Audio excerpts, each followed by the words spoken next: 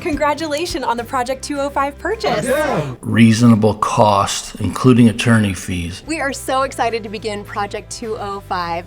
Again, this is where you don't want to be. Join us on our YouTube channel Adventures. We'd love to have you tag along for all of our project adventures and property episodes. Hope to see you there. Hey guys, Kapper here. Welcome back, and it's done. The deal is done. Project 205 is now official. We, or actually the banks, actually own it. Here are the mortgage documents for your new property. But our names are on it. We got a brand new big mortgage payment, but I'm excited. I'm really excited to get this thing going for my next life project, if you will, to give me something to occupy my hands and my brain for just a little bit. So today we had the closing over at Living the Dream Outdoors, and we got some nice prizes for buying such a beautiful property. They gave us a nice cooler and some hats, and Mary's County Bank also gave us a couple of nice goodies for investing through them and doing business with Living the Dream. They've been really good to work with. So I'm gonna cover something interesting. This is our first one ever. It's a shared road agreement. Never had one of these yet on all of the properties we've done over the years, and in multiple states never had a shared road agreement. So I'm gonna cover that right now and possible issues you could face with neighbors on this shared road agreement. But I think it can be overcome because I already have plans for that road, and I'll cover those in just a minute. So welcome to our new life adventure, this next land project. We kind of look at ourselves as land fixer-uppers, if you will, taking land and really making it really good and usable for people to use in that. So I'm excited. The John Deere is in the shop right now. It's just getting some leaks fixed and some things tuned up, a new radio antenna so I can jam when I am out there. So let's get into today's episode. If you like this stuff, hit the like button and subscribe and join us. We'll be posting weekly, probably a couple, 2-3 times a week on this project as we make progress along the way.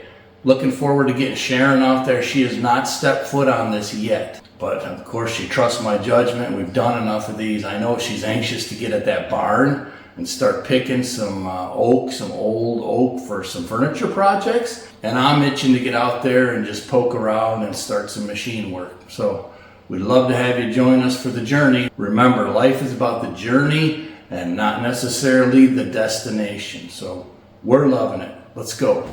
Pond right there, and we're going to go out into this field. This is the field we're in right now. Coincidentally, this field and this one are both very beautiful with beautiful views out to the south, or to the north, I guess in this case. But we're going to start and we're going to loop around these fields up here first before we hit the east half of the property. All right, here's the shared road agreement. This is page 1, basically just a legal kind of gobbledygook. The date of the closing, it's saying between the sellers and the buyers, who, one is a grantor and one is a grantee. And this was all prepared by an attorney to accomplish basically the kind of the roadmap, the rules of what it's like sharing a driveway, who's responsible for the maintenance, who pays for the maintenance, and so forth. So let's check out page number 2. All right, here's page 2, kind of the real nuts and bolts, at least the beginning. Says see legal description in Exhibit B.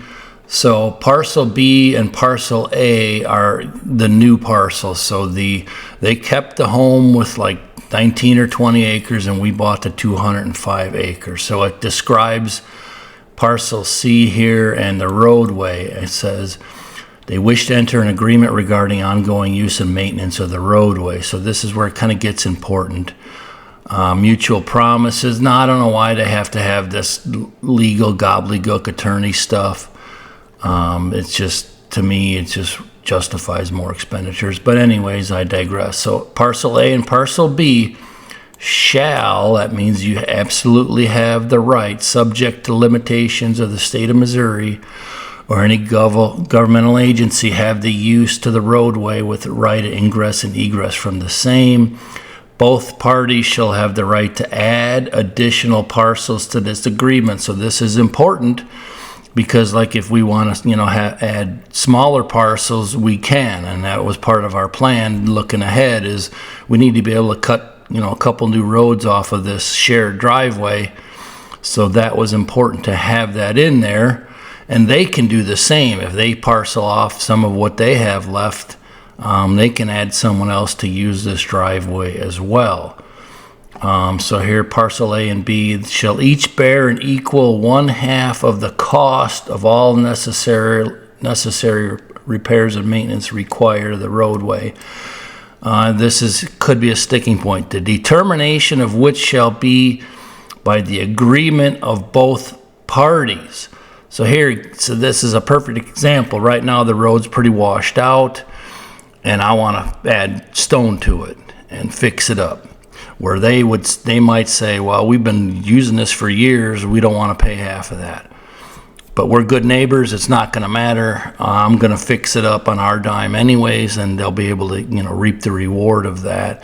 But just for, future reference, if you ever have a shared roadway agreement, they have to agree to what's necessary.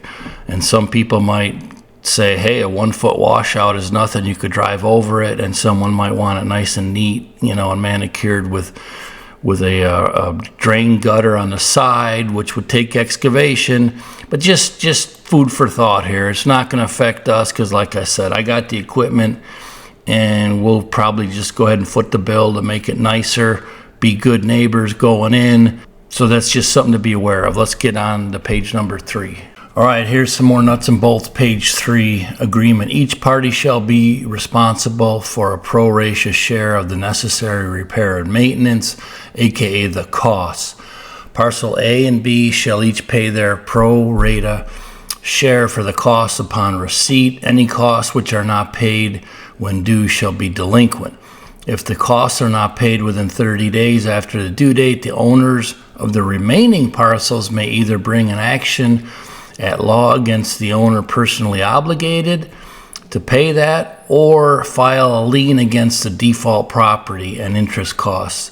So you could potentially open yourself up to a lien here. Like, let's say one party wanted to fix up the road and it cost $5,000, and the other party said, no way.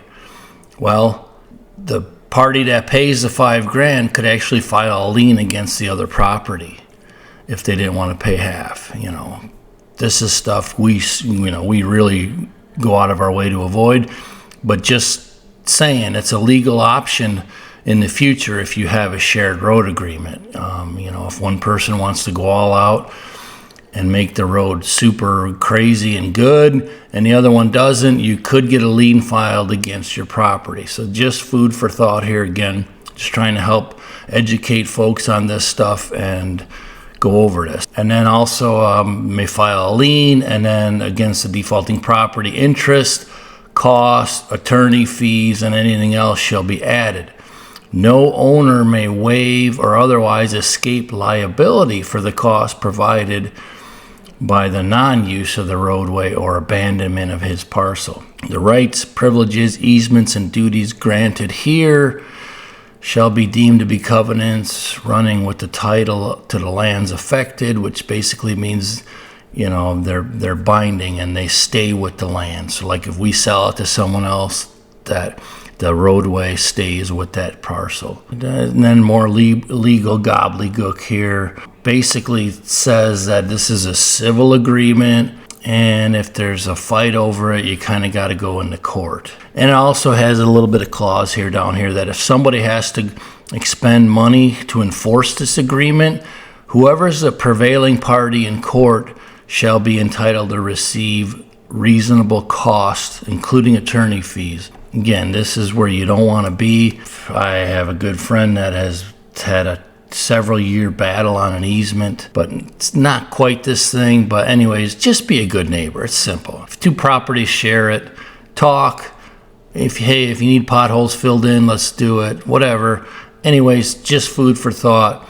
This is a shared road agreement. If you ever come across it on a property that you are looking to buy, or a property that you are selling. We'd love to have you join us for all of our new adventures out at Project 205. Hope to see you there.